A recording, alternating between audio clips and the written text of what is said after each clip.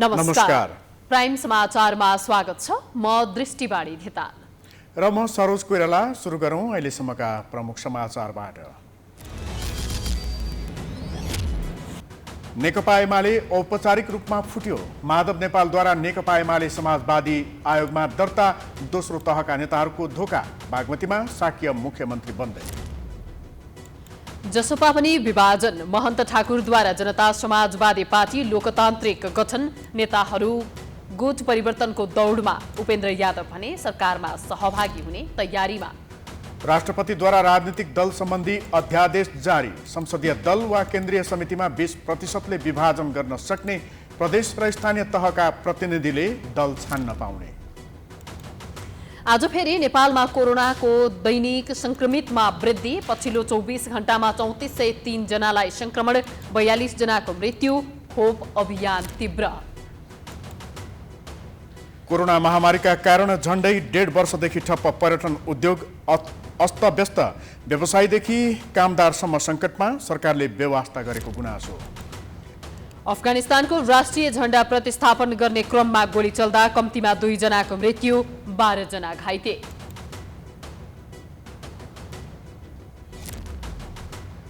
र मालदिभ्समा आयोजना हुने 13औं संस्करणको साफ च्याम्पियनसिप फुटबलको खेल तालिका सार्वजनिक। पहिलो खेलमा नेपालले मालदिभ्ससँग खेल्ने।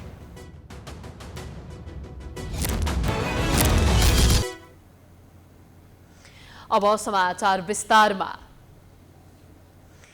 नेकपा एमाले औपचारिक रूपमा नै फुटेको छ। बुधबार एमाले वरिष्ठ नेता माधव कुमार नेपाल पक्षले नेकपा एमाले समाजवादी नामको नयाँ पार्टी दर्ताका लागि निवेदन दिएसँगै एमाले औपचारिक रूपमा फुटेको हो। बुधबार निर्वाचन आयोग पुगेर आफ्नो अध्यक्षतामा नेपालले नयाँ पार्टी दर्ताका लागि निवेदन दर्ता गराएका थिए। प्रस्तावित दलको अध्यक्षमा माधव कुमार नेपाल छन् भने झलनाथ खनाल वरिष्ठ नेता रहने गरी 95 सदस्यीय केन्द्रीय कमिटी प्रस्ताव गरिएको छ। चुनाव चिन्ह भने यसअघि खुल्ला किताब प्रस्ताव गर्ने तयारी भए पनि दर्ता प्रक्रियामै रहेको अर्को दलसँग जुटेपछि त्यसलाई छलफलपछि टुङ्ग्याइने नेता राजेन्द्र पाण्डेले जानकारी दिए। 95 जनाको केन्द्रीय कमिटी गठन गरेका छौँ र त्यो केन्द्रीय कमिटीको नाम तपाईहरुलाई हामी पछाडि सार्वजनिक गर्नेछौँ। चुनाव चिन्हको बारेमा अलिकति छलफल गरेर निर्णय गर्ने ठाउँमा छौँ। हुनसक्छ योभन्दा अगाडि कलम चिन्ह लिएर अगाडि बढिसकेका पार्टीसँग पनि हाम्रो एकता पनि हुनसक्छ। त्यहीबाट पनि अगाडि बढ्न सक्छ अथवा सरसल्लाह गरेर नयाँ चुनाव चिन्ह तोक्ने स्थिति पनि बन्छ। नेता पाण्डेले दल दर्ता स्वीकृत हुने बित्तिकै आफूहरू सरकारमा सहभागी हुने बताएका छन्। दल दर्ता भएपछि चाँडै नै राष्ट्रिय भेला गर्ने तयारी भएको पनि उनले जानकारी दिए। पाण्डेले आफूहरूसँग एमालेका उपाध्यक्ष वामदेव गौतम पनि आउने दावी गरेका छन्। एमाले भित्र रहँदा ओलीले गरेको व्यवहार संसदलाई पटक पटक भङ्ग गर्दा पनि गलत भएको भन्न नसक्ने ओलीसँग पार्टीमा सँगै बस्न नसक्ने अवस्था आएपछि नयाँ पार्टी दर्ताका लागि निवेदन दिएको पाण्डेको भनाइ थियो। एमाले भित्र केपी शर्मा ओलीले गरेको व्यवहार संसदलाई पटक पटक भङ्ग गर्ने र त्यो भङ्ग गरेको कुरालाई गलत नठान्ने, संसदको रक्षाको निम्ति संविधानको रक्षाको निम्ति हामीले पार्टी एकताको निम्ति पनि पटक पटक आवाज उठायौँ, प्रयत्न गऱ्यौँ। त्यो कतैबाट पनि सम्भव नहुने स्थिति बनिसकेपछि आज हामीले नेपाल कम्युनिस्ट पार्टी एमाले समाजवादी नाम गरेको दल यहाँ दर्ता गरेका छौँ। नेपाल पक्षका अधिकांश स्थायी कमिटी सदस्यहरू भने नयाँ दल दर्ताको प्रक्रियामा सहभागी भएका छैनन्। माधव कुमार नेपाललाई लामो समयदेखि साथ दिँदै आएका एमालेका दोस्रो तहका नेताहरूले नयाँ दल गठनसँगै अलग्गिएका छन्। निर्वाचनमा नेकपा एमाले समाजवादी दर्ता गराउन नेपालसँग एमालेको स्थायी कमिटीका सदस्य मुकुन्द नेउपाने मात्रै रहेका थिए। 2053 सालमा तत्कालीन प्रधानमन्त्री शेरबहादुर देउवाले भारतसँग गरेको एकीकृत महाकाली सन्धि संसदबाट अनुमोदन गर्ने विषयमा भएको विवादले 2054मा एमाले विभाजित भएको थियो। अहिले पनि उनै देउवा प्रधानमन्त्री भएका बेला दोस्रो पटक एमाले विभाजित भएको छ। नेकपा एमाले बागमती प्रदेशको संसदीय दलको नेताबाट मुख्यमन्त्री समेत रहेका डोरमणि पौडेलको राजीनामासँगै नेता अष्टलक्ष्मी साक्य नयाँ संसदीय दलको नेता चुनिएकी छिन्। वर्तमान मुख्यमन्त्री डोरमणि पौडेलले पदबाट राजीनामा दिएर नयाँ मुख्यमन्त्री नेत्री अष्टलक्ष्मी साक्यलाई बनाउने गरी छलफल बढेको छ। संसदीय दलको नेतामा डोरमणिको प्रस्तावमा अष्टलक्ष्मी साक्य सर्वसम्मत चयन भएकी हुन्। एमाले उपाध्यक्ष समेत रहेकी साक्य लामो समयसम्म माधव कुमार नेपाल समूहमा थिइन्। एमाले वरिष्ठ नेता माधव कुमार नेपाल आफ्ना पक्षका नेता तथा सांसदहरू लिएर नयाँ दल दर्ताका लागि निर्वाचन आयोगमा निवेदन दिइसकेका छन्। नेकपा एमाले विभाजन गरेर माधव नेपाल अध्यक्ष रहेको एमाले समाजवादी पार्टी दल दर्ताका लागि निर्वाचन आयोगमा निवेदन पेश भएको छ। केन्द्रमा पार्टी विभाजनको अध्याय सुरु भएसँगै प्रदेश सरकारमा हुन सक्ने सम्भावित क्षति न्यूनीकरण गर्ने उद्देश्यले एमाले संस्थापनले बागमती प्रदेश सरकारको नेतृत्व परिवर्तन गर्नका लागि छलफल चलाएको हो। एमाले विभाजनसँगै प्रदेश सत्ता समीकरणको खेल रोचक बनेको छ। अब प्रदेश 1 मा पनि मुख्यमन्त्री शेरधन राईको ठाउँमा नेकपा एमालेका सचिव समेत रहेका भीम आचार्य मुख्यमन्त्री बन्ने संकेत देखिएको छ।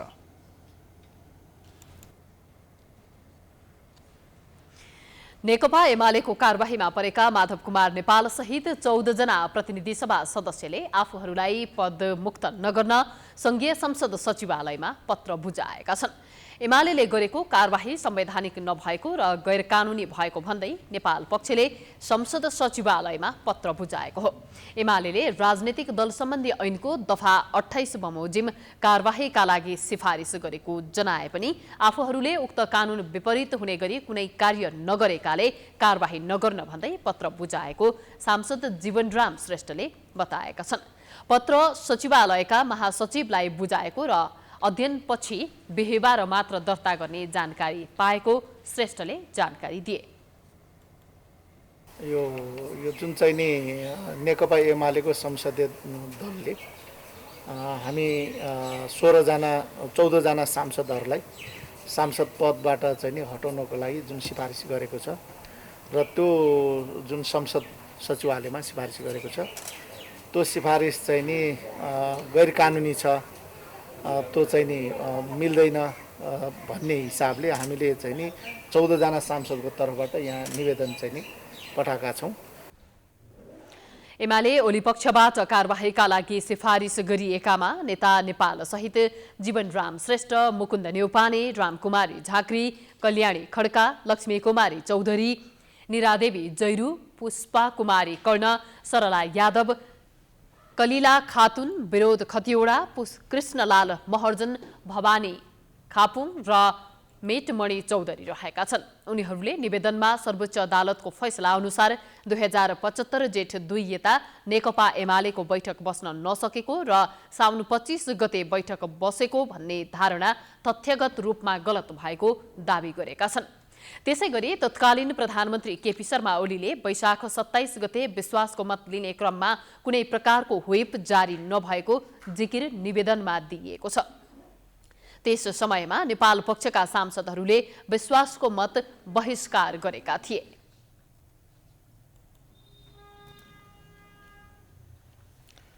नेपाल कम्युनिस्ट पार्टीको फुटको श्रृङ्खलामा नयाँ अध्याय थपिएको छ। तत्कालीन नेकपा मार्क्सवादी र नेकपा मार्क्सवादी लेनिनवादी मिलेर बनेको नेकपा एमाले दोस्रो पटक फुटेको छ। आज माधव नेपालले एमाले फुटाएर नयाँ दल गठन गर्नुअघि वामदेव गौतमले 2054 सालमा मुलुकको सबैभन्दा ठूलो पार्टीमा विभाजनको रेखा कोरिसकेका थिए। एक रिपोर्ट। महाकाली सन्धिलाई आधार बनाएर वामदेव गौतमको अगुवाईमा 2054 सालमा पहिलोपटक विभाजनमा परेको नेकपा एमाले बुधबार फेरि एकपटक फुटेको छ। त्यसबेला साहना प्रधानलाई अध्यक्ष बनाएर गौतम स्वयं सर्वशक्तिमान महासचिव बनेका थिए। अहिले माधव नेपालकै अध्यक्षतामा नयाँ पार्टी निर्वाचन आयोगमा दर्ता गरिएको छ। त्यो बेलाको फुट र अहिलेको विभाजनमा खासै तात्विक अन्तर छैन। त्यसबेला राष्ट्रियतालाई बहाना बनाएर एमाले विभाजित भएको थियो भने अहिले लोकतन्त्र र संविधान जोगाउने नाममा एमाले टुक्रिएको छ। तर त्यो बेला र अहिलेको लक्ष्य भने एउटै छ, सत्तारोहण। 2077 पुस 5 गते चाहिँ तत्कालीन प्रधानमन्त्री केपी ओलीले 2/3 को नजिकको चाहिँ संसद भङ्ग गर्नुभयो। हजुर। त्यस पछाडि चाहिँ सतहमा आएको हो र त्यो प्रतिगामी कदम थियो, त्यो गर्न हुँदैन थियो किनभने संसद भङ्ग गर्ने कुरा चाहिँ संविधानले दिएको थिएन उहाँलाई। र यो चाहिँ संविधानमाथि नै चाहिँ के अरे मिच्ने काम भयो, प्रतिगामी कदम हो, यो सच्याउनुपर्छ भनेर हामीले चाहिँ अगाडिदेखि लागेका हौँ र आन्दोलन पनि गर्दै आएका हौँ। माधव नेपाललाई केपी शर्मा ओलीले नेकपा एमालेमा बस्ने वातावरण दिएनन् भन्नु लोकतन्त्रमाथिको उपहास पनि हुन सक्छ। निर्वाचित पार्टी अध्यक्षसँग बराबरीको हैसियत माग्नुले पछिल्लो महाधिवेशनमा हार बेहोरेका नेताको लोकतान्त्रिक छविलाई उजागर गर्दैन। वास्तवमा ओली नेकपा एमालेमा नेपाल पक्षले आकलन गरे भन्दा बलियो बनेका छन्। कथम कथाचित पार्टीमा फर्किए पनि ओलीको दम्बका अगाडि नेपाल पक्ष निरीह बन्ने पक्का थियो। साथै भविष्यमा समेत एमालेको पार्टी सत्तामा काबिज हुन नेपाललाई सहज छैन। भविष्यमा न पार्टी अध्यक्ष न त प्रधानमन्त्री नै बन्न सक्ने अवस्था नदेखेपछि नेपालले बहिर्गमनको बाटो रोजेको प्रश्न हुन्छ। तर जबदेखि नेपाल पक्षले ओली प्रवृत्तिको विरोध गर्न थाल्यो त्यही बेलादेखि उनलाई साथ दिएका केही नेताले अन्तिम अवस्थामा उनको साथ पनि छाडेका छन्। राजनीति भनेको आखिर सत्ता नै हो भन्ने मानसिकता एमालेको यो फुटमा प्रष्ट हुन्छ। यो फुटसँगै शेरबहादुर देउवा नेतृत्वको गठबन्धन सरकारमा सहभागी हुन माधव नेपाल पक्षलाई सहज बनेको छ। हामी कम्युनिस्ट आन्दोलनमा लागेका विचारले लागेका मान्छे हौँ। हेर्नुहोस्, यो पार्टीमा लागिरहँदा यो चाहिँ के अरे आन्दोलनमा लागिरहँदा हामी भोलि चाहिँ कुनै ठाउँमा चाहिँ पुगिहाल्छौँ, कुनै पद प्राप्त गर्छौँ भनेर लागेको होइन। तर गर्दै जाँदाखेरि अहिले म सांसद छु, कयौँ साथीहरू चाहिँ मन्त्री हुनुभयो, कयौँ चाहिँ तल प्रदेशमा हुनुहुन्छ। पार्टी फुट्नुभन्दा अघिसम्म माधव नेपालको हरेक कदममा साथ दिइरहेकी नेत्री अष्टलक्ष्मी साक्यले बागमती प्रदेशको मुख्यमन्त्री बन्ने स्वार्थ त्याग्न नसक्दा अन्तिम समयमा ओली कित्तामा उभिने निर्णय गरिन्। उता प्रदेश 1 का नेता भीम आचार्यले समेत नेपालको साथ छाडेका छन्। उनी पनि केही दिनभित्रै प्रदेश 1 को मुख्यमन्त्री बन्दैछन्। उता नेपालले नेतृत्व गरेको नेकपा एमाले समाजवादीले आगामी निर्वाचनमा दलिलो उपस्थित देखाउन नसक्ने आकलनसहित भीम रावल, गोकर्ण बिष्ट, सुरेन्द्र पाण्डेय, योगेश भट्टराई जस्ता नेताले पनि नेपालको साथ छाडेका छन्। भारतमा उपचाररत नेता झलनाथ खनालले समेत नेपाललाई साथ नदिने कुरा बाहिर आएको छ। एमालेका प्रभावशाली नेताहरूको साथ लिएर पार्टी विद्रोहका बलिया कमान्डर बनेका माधव नेपाल अहिले बलिया योद्धा बिनाको कमान्डर झैं बनेर पार्टी विभाजनको मतियारका रूपमा सीमित भएका छन्। समाचारको सिलसिला जारी छ। हामी विश्रामपछि आउँछौँ।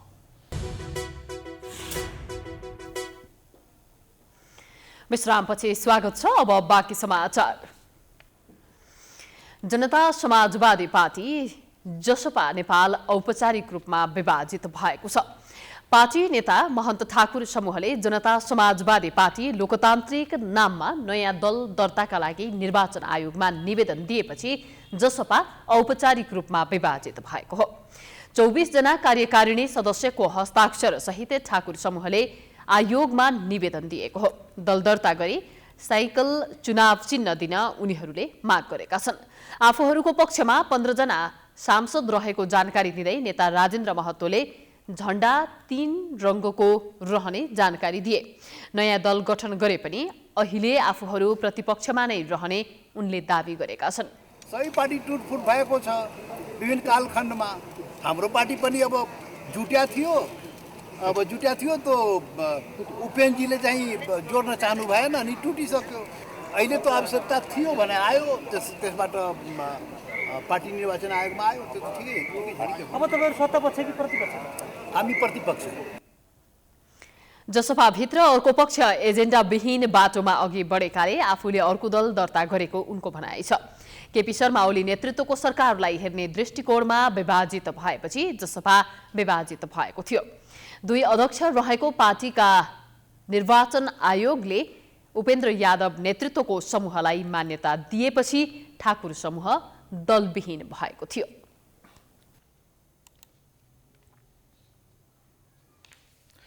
जसपा नेपालले सरकारमा सम्मानजनक सहभागिता जनाउने निर्णय गरेको छ। पार्टीको आजको केन्द्रीय समिति बैठकले सरकारमा सम्मानजनक सहभागिताका साथै सांसद रेशम चौधरीको रिहाईको माग पनि गरेको छ। बैठकपछि जसपा पछिल्लो परिवर्तनको सहयात्री भएकाले कङ्ग्रेस सभापति शेरबहादुर देउवाको नेतृत्वमा रहेको सरकारलाई समर्थनलाई निरन्तरता दिने निर्णय गरेको छ। साथै बैठकले लोकतन्त्र र राष्ट्रियताको संरक्षण तथा मुलुकको समृद्धि र विकासमा योगदान दिन सरकारमा सम्मानजनक रूपमा सहभागी हुने प्रतिबद्धता पनि व्यक्त गरेको छ। हैन, यो हामी सबैको चाहिँ मेहनतले बनेको सरकार हो। त्यसकारण यो सरकारलाई बलियो बनाएर अगाडि बढाउनका लागि हाम्रो पार्टीले आज सरकारमा सामेल हुने निर्णय चाहिँ भइसकेको छ। बैठकले टिकापुर प्रकरणमा थुनामा रहेका नेता रेशम चौधरीको रिहाईको माग पनि गरेको छ। साथै बैठकले तराई मधेस थरुहट आन्दोलनका क्रममा लगाइएका मुद्दा फिर्ता लिन पनि सरकारसँग आग्रह गरेको छ। जसपाले सातै प्रदेशमा अभिमुखीकरण कार्यक्रम सञ्चालन गर्ने घोषणा गरेको छ। 2 दिनसम्म चलेको बैठकले विभिन्न 12वटा प्रस्ताव पारित गरेको छ।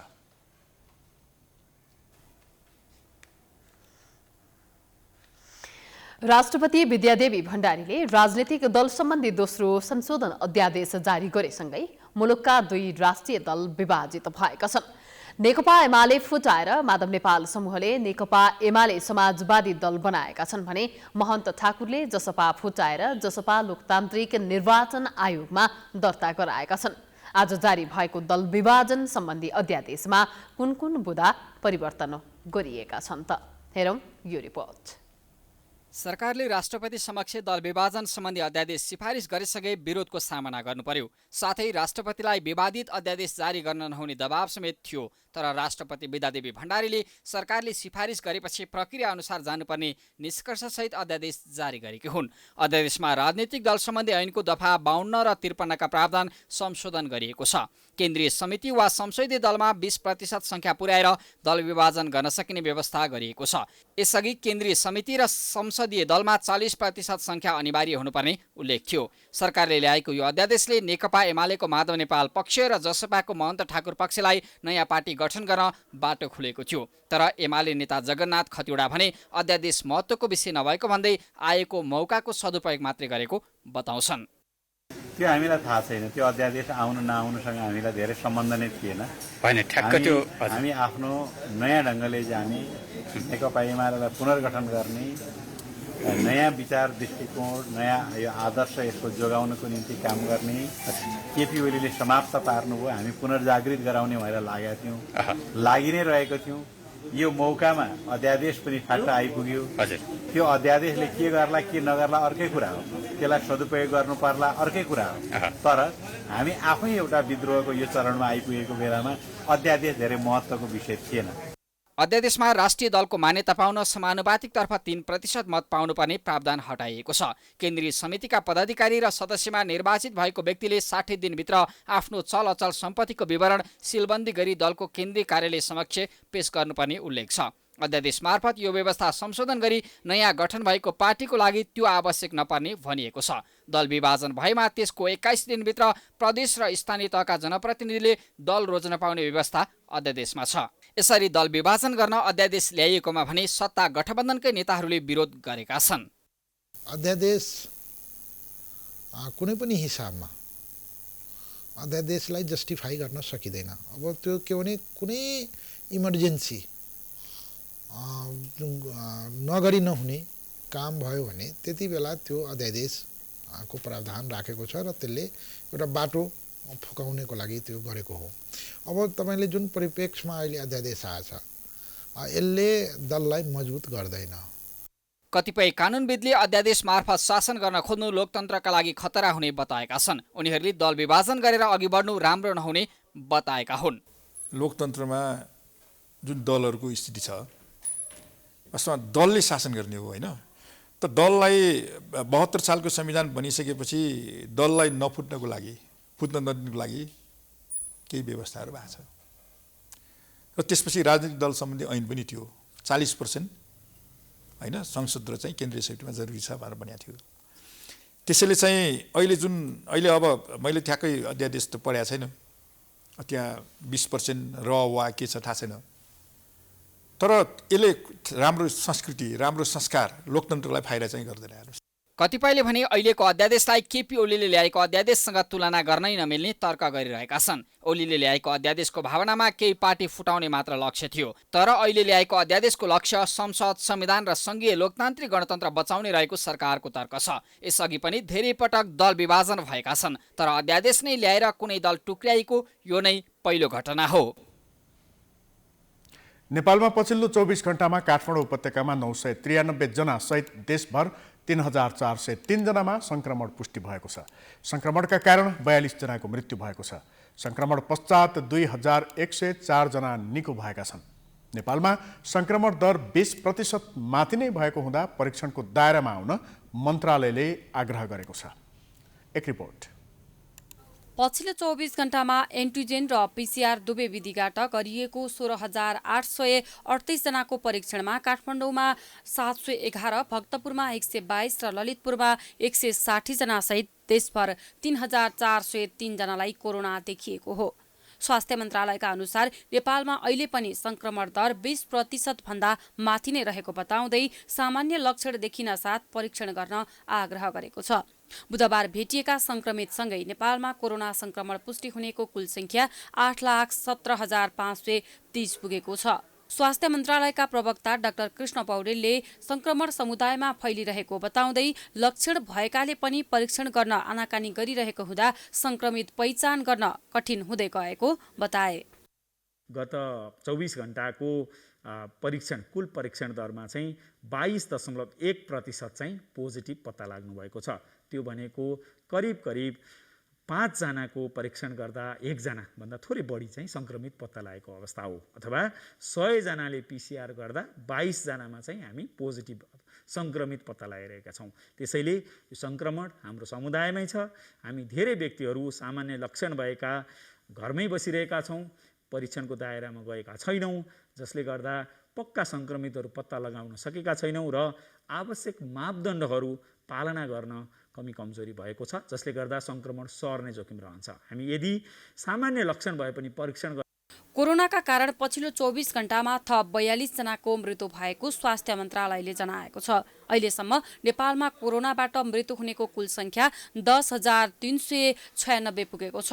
सोही अवधिमा 2,104 जना संक्रमण मुक्त भएका छन्। अहिलेसम्म 92% अर्थात् 6,89,173 जना निको भएका छन्। अहिले 40,338 जना सक्रिय संक्रमित छन्। उनीहरूमध्ये 36,806 जना होम आइसोलेसन र 3,532 जना संस्थागत आइसोलेसनमा रहेका छन्। देशभरका अस्पतालका आइसियूमा 770 जना र भेन्टिलेटरमा 186 जना उपचाररत रहेका छन्। यसैबीच कोभिड-19 युनिफाइड केन्द्रीय अस्पताल वीर अस्पतालमा पोस्ट कोभिडको उपचार सुरु भएको छ।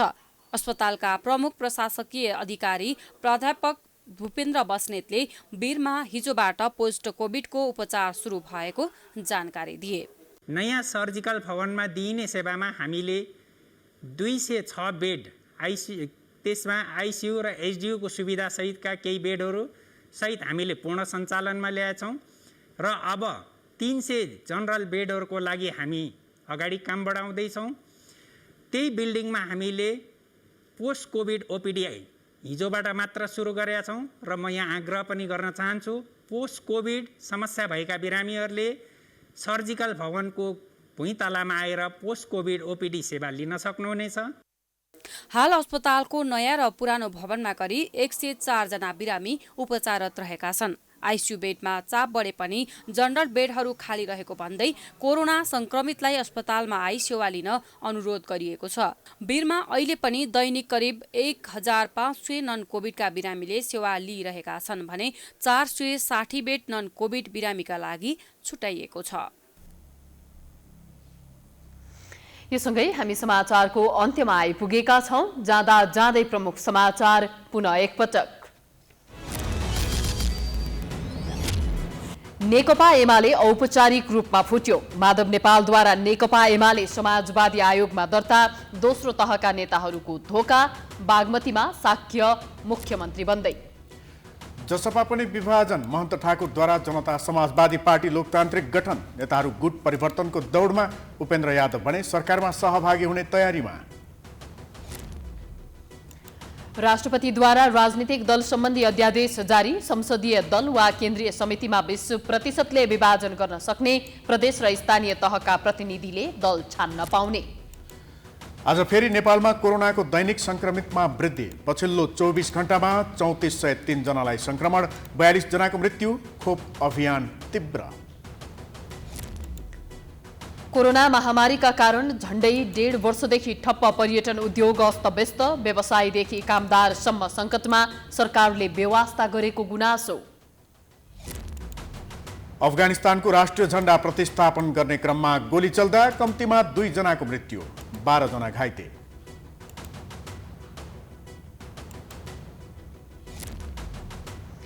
र मालदिप्समा आयोजना हुने 13औं संस्करणको साफ च्याम्पियनसिप फुटबलको खेल तालिका सार्वजनिक। पहिलो खेलमा नेपालले मालदिप्ससँग खेल्ने।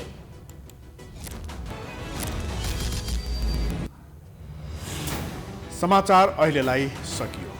यसपछिको प्रस्तुति जनता जान्न चाहन्छन् ऋषि धमलाको साथमा। हेर्दै गर्नुहोला प्राइम टाइम्स टेलिभिजन। नमस्कार।